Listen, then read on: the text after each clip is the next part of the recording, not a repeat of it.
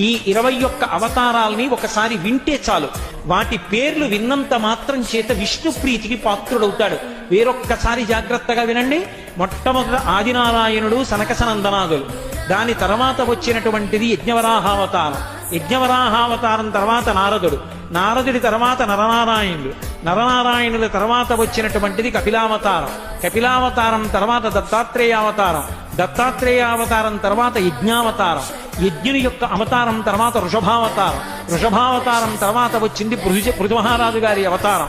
పృథుమహారాజు గారి అవతారం తర్వాత వచ్చినటువంటి అవతారం మత్స్యావతారం.